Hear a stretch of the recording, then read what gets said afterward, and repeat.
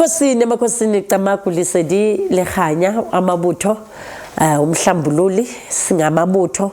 Please don't forget to like and subscribe. Hambisana nathi ungabi isitha sethu. This channel eyabantwana bamathongo, eyabantwana abakhulekayo, eyabantwana abangazi ihlukanisi nomkhuleko futhi nangomphahlo. I've got a problem ngabantu besilisa. Abantu besilisa ibona aba negative kakhulu. Kodwa ngibonge nabo iningi labo aba supportayo le channel abayenza show ukuthi ngiyacina emandleni. Umuntu wesifazane ungamsukeli. Kungani ngikhuluma kanjalo because of kunabantu besilisa abangabelieve ukuthi umuntu wesifazane ngokamoya uyaphila. Ungangibona ngumuntu wesifazane ngokwenyama uma uphila ngokwenyama kodwa ngokamoya ubone ukuthi namakhehla la.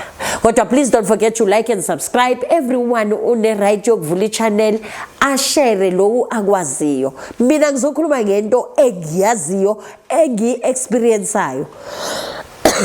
Angikhulumi ngento yomunye umuntu ingakho ngiqonda mangikhuluma ngingasabi lutho. Emakhosini inkulumo yanamhlanje ithi inkulumo yedlozi nenkulumo yengelosi, which is isithunywa, abanye bathi isithunywa, abanye bathi is-prophet noma wamanzi. Ngizikhuluma nawo amagama khona kodwa ngizokhuluma ngengelosi. Inkulumo yedlozi abaningi ngithi inyanga nabaprofeti iningi labo ubona ukuthi why bakhulumela idlozi amanga, why bakhulumela ingelosi amanga.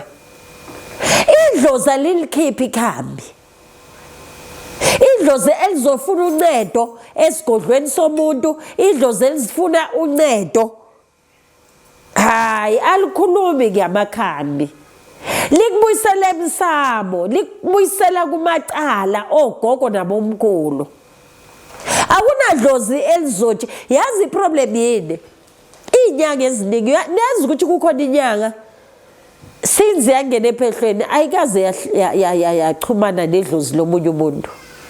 So leyo nyanga basically ku problem yakho uba i-pharmacist.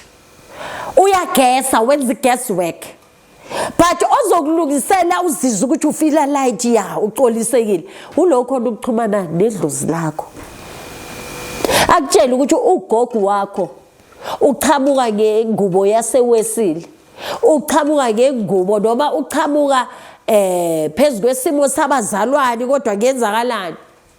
Achaza ugogo ukuthi yebo ngathelela ushevu la.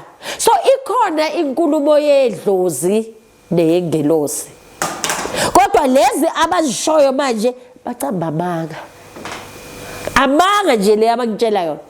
Ngihlezi ngenza i-example ukuthi how can ngithi kuwe ugogo wakho ukuflathele, gogo wakho akafundi nix, ubaba wakho ukukwatela akafundi nix, akafundi lutho.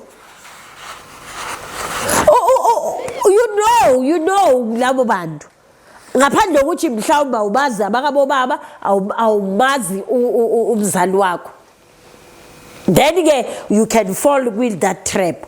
But ngokweqiniso ukuflathela idlozi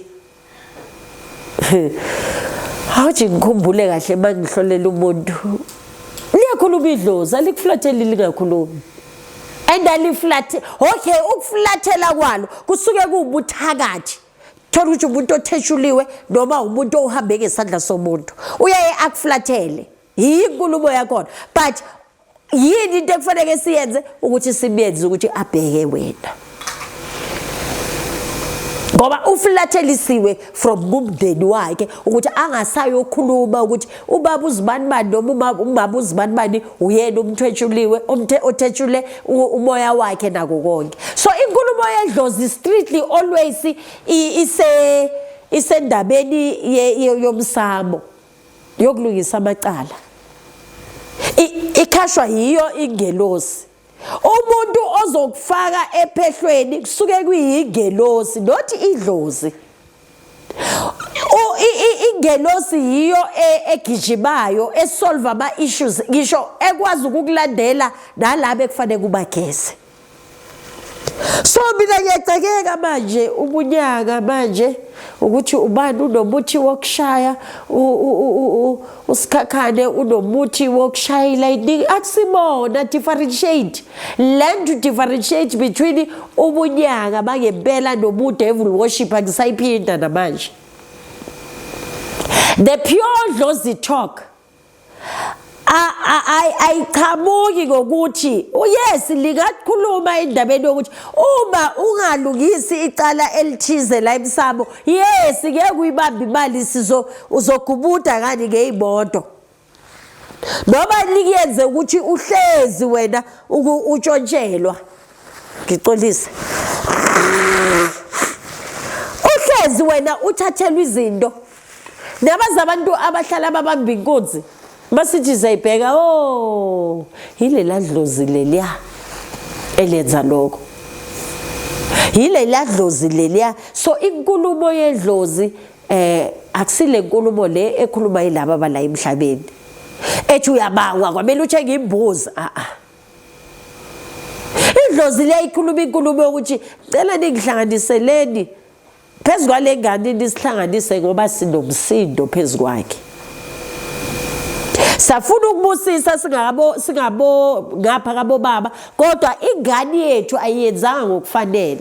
So ugugile una 40 41 years 42 years usafuna imbeleko usafuna ukuhlambulula inhlawulo ngeke sewudlulile isikhathi sesihambile. Kukhona abo baba abayikhulisile ingane kodwa zange bayenze